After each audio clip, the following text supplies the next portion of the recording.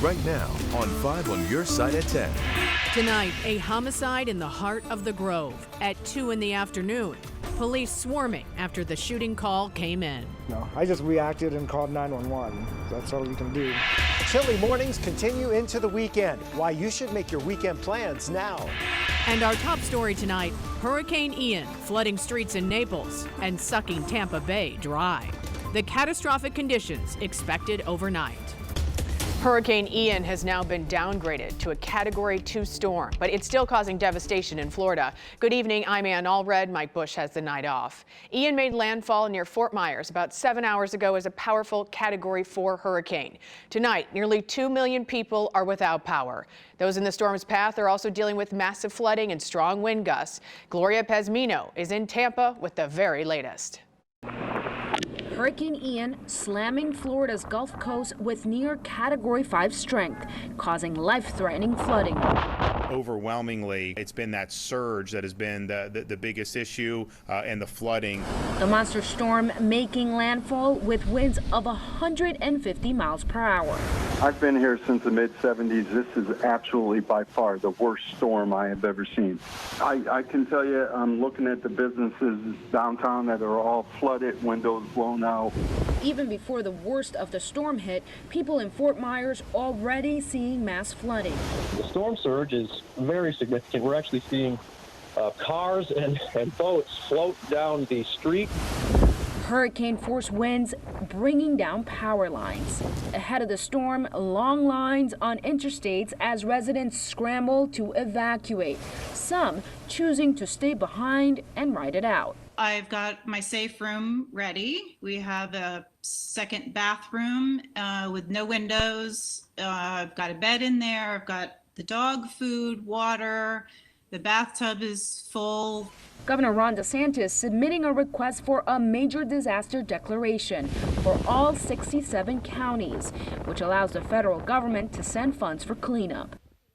Now, about 90 miles south of here is where Hurricane Ian made landfall several hours ago. The area of Fort Myers, one of the most devastated by this storm at this hour.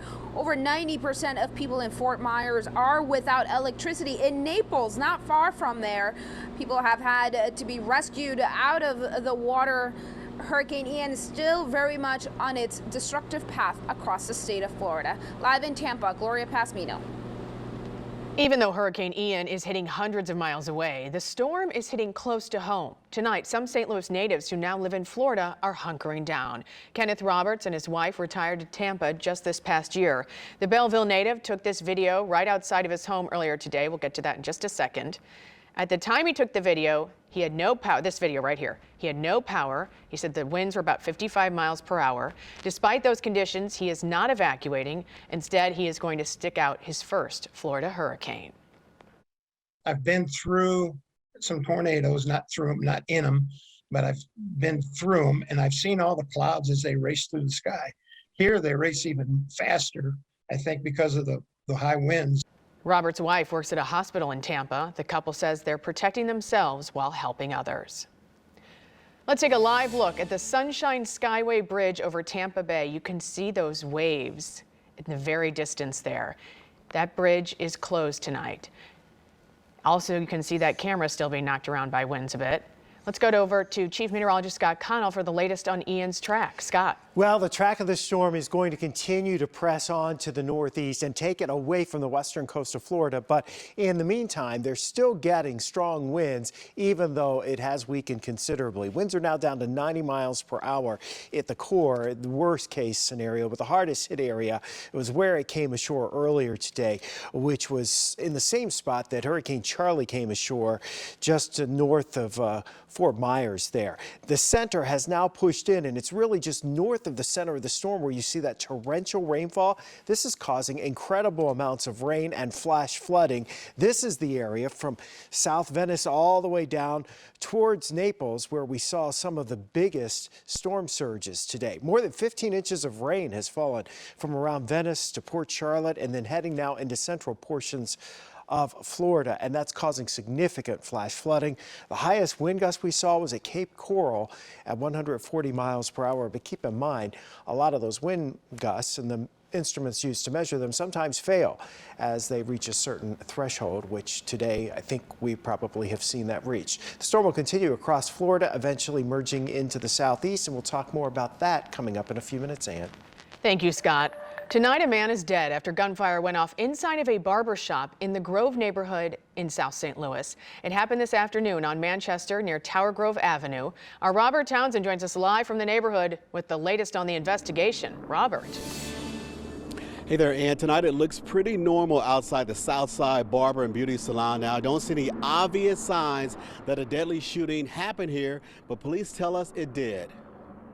One of the fellas that works at the shop came running up here and told me to call 911. He said there's been a shooting. A startled Serge Patel immediately called police. Patel runs a clothing store near the barber shop. Officers got here and learned a man had been shot inside the business around 2:30 this afternoon. Now, a source familiar with the investigation says police arrested a suspect at the scene. We're told before the shooting, the suspect roamed around the neighborhood with a rifle looking for someone. The source says the suspect shot and killed the customer when the victim walked inside the barber shop. Yeah, it's unfortunate with what happened. It's terrible, actually, and yeah, we're just trying to make this neighborhood and all the neighborhoods in the city like a safe place for people to come visit, you know. Now, Patel says in the 4 years his business has been here, he hasn't really seen that kind of violence in this neighborhood. The police source also tells us detectives are now checking to see if that shooting was actually a case of mistaken identity. If you know anything about it, call St. Louis Police. Live in the Grove, Robert Townsend, 5 on your side. The judge in the Richard Emery trial sent jurors home early today, saying he expects testimony tomorrow will be lengthy. During proceedings today, defense attorneys admitted Richard Emery killed 4 people in St. Charles County, but they argued his mental status should save him from the death penalty. A psychologist testified he diagnosed Emery with borderline personality disorder. He also said Emery was likely in a dissociative state when he shot and killed his girlfriend, her mother, and their girlfriend's 2 children. Emery's ex-wife took to the stand and said she never knew him to be violent. The police came to my house and told me what was going on, and I didn't believe them. I had a hard time understanding, and it just didn't seem right. It didn't make sense. The prosecution argued there are millions of people with the same diagnosis who are not homicidal. Tonight, the city of Wentzville took action against the contractor accused of taking hundreds of thousands of dollars from homeowners. It's a story we've been following. New tonight, our Laura Barczewski has more on the efforts to make sure this doesn't happen to anyone else. In a unanimous vote tonight, the Wentzville Board of Aldermen, along with the mayor, immediately revoked the business license for Tri-County Deck and Fence and are actively working with the police department to take action against the company. All in favor of approval of a motion to revoke the license immediately for Tri-County Fence and Deck, and those doing business as, signify by saying aye. Aye. Any opposed? 6 yeas, 1 nays, motion carries. Wentzville Mayor Nick Guccione says they moved to revoke Tri-County Deck and Fence's business license because they have evidence they violated several city ordinances and codes. You know, they ask for these deposits and then they don't come back, and they won't answer the phone. They close up shop once they get enough money. I don't know what happened. The mayor says he's frustrated this company took advantage of hard-working residents. It's very heart-wrenching to see in a tough economy people lose that type of money. That's a lot of money to lose, you know, $30,000, $10,000, not chump change. Will Boughton says he's a victim and is now out thousands of dollars for a job that was never finished. From what I understand, there's between 25 and 50 family victims, over $200,000. Most of it are felony range.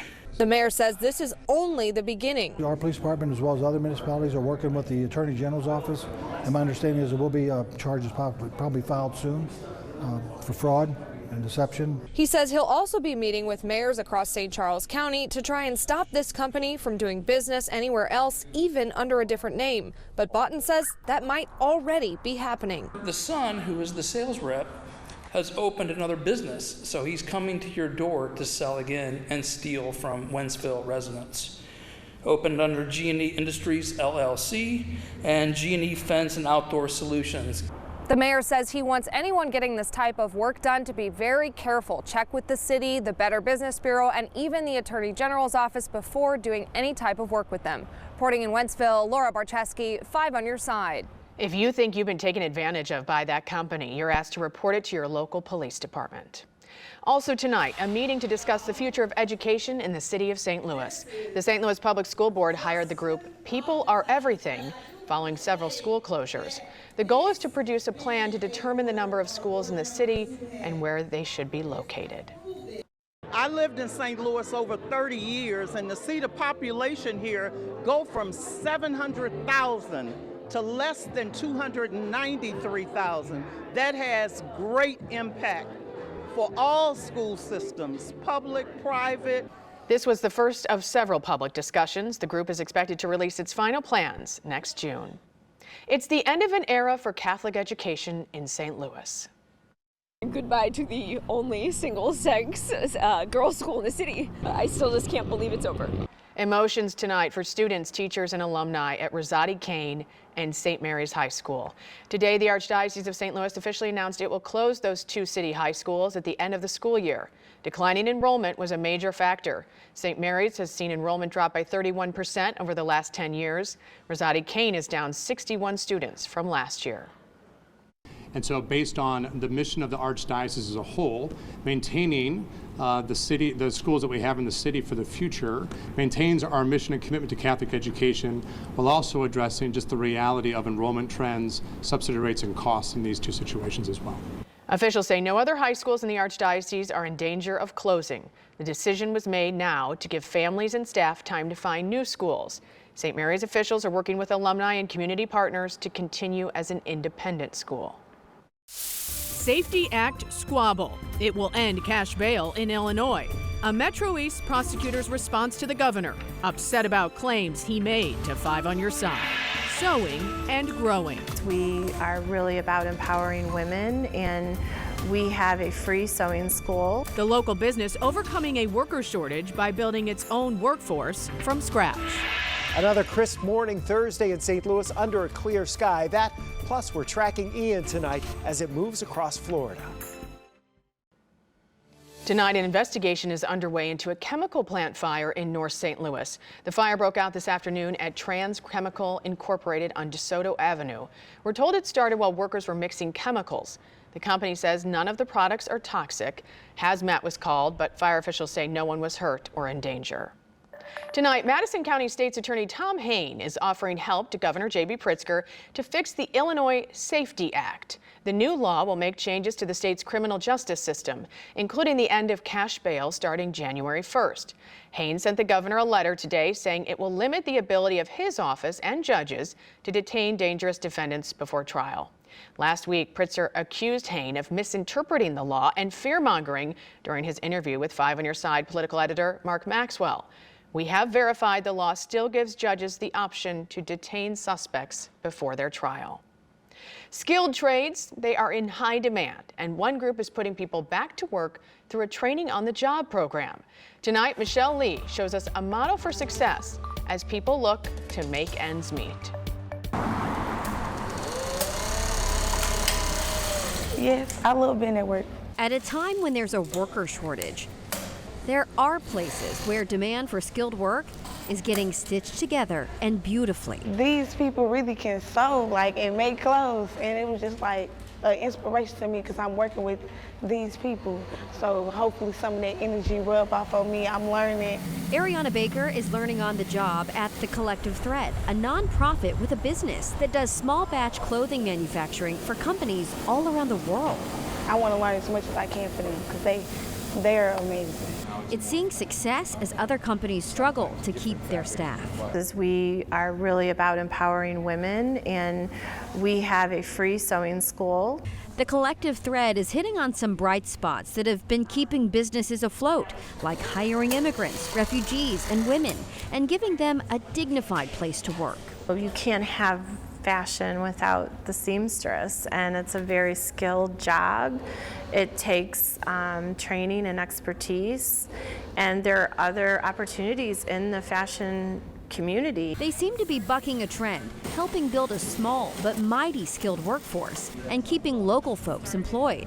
Our goal in 2023 is to double our seamstresses or more. And offering a common thread to rebuilding the workforce. Michelle Lee, 5 on your side. Right now, the collective thread has 14 employees, but as you heard, they want to at least double their workforce by next year. A skilled seamstress can make up to $23 an hour, and that can go up depending on skills and growth. For more information, look for this story at KSTK.com.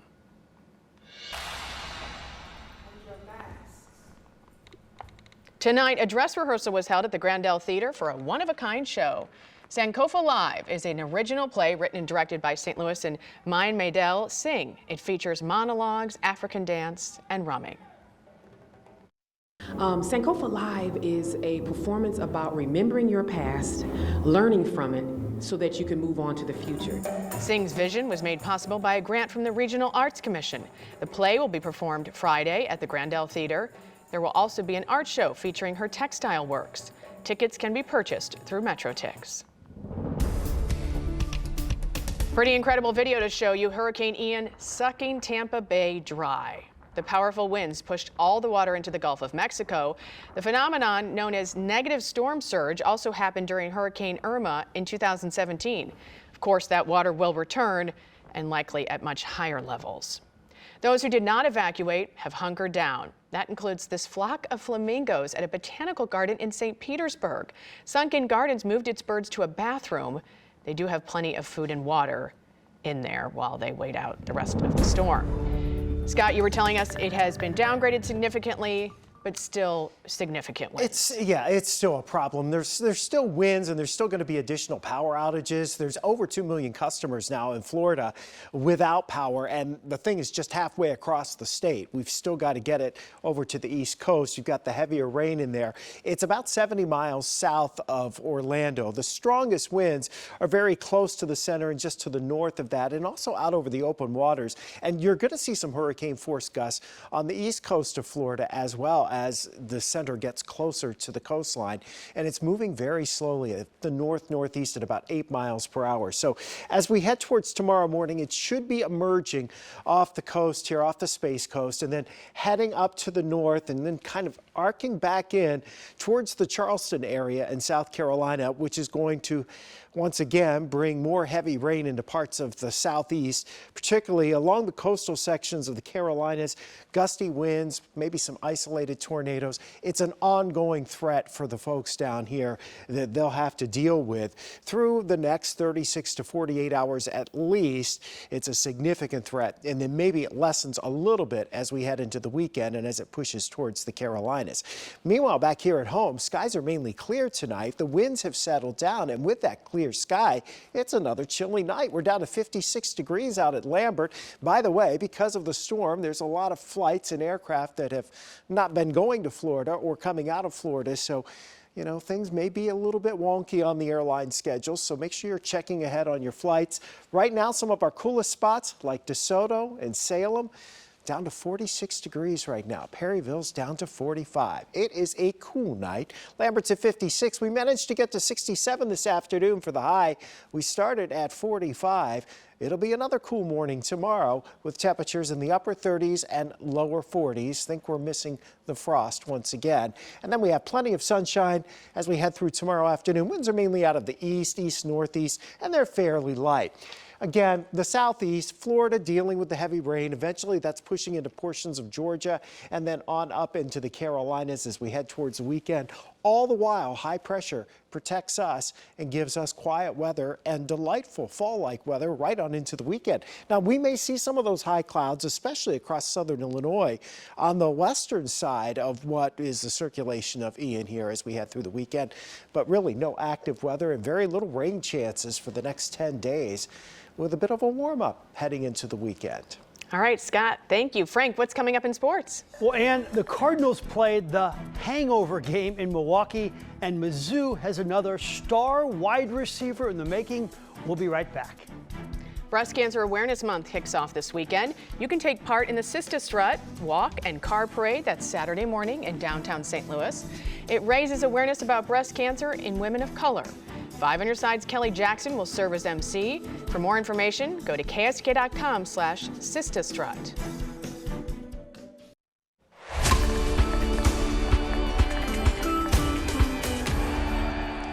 It was probably not the lineup you will play in the postseason. Juan Yepes at third and Alec Burleson at first.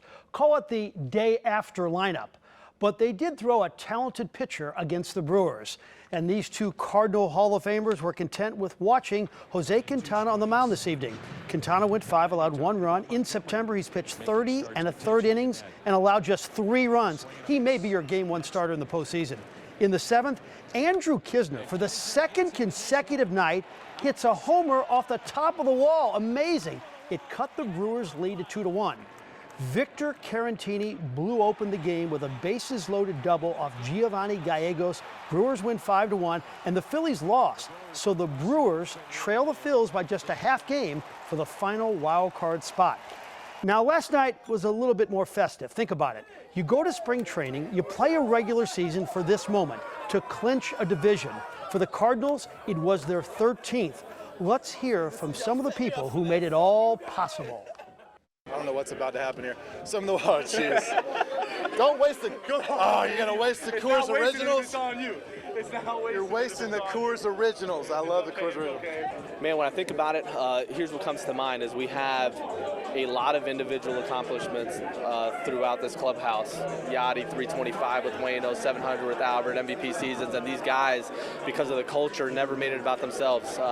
They made sure that everybody understood that we play for something much bigger than ourselves, and that's a championship, and here we are. I mean, this could be really special, or it could just be, hey, that was a pretty good year. So, I mean, the way this ends, it's going to say a lot.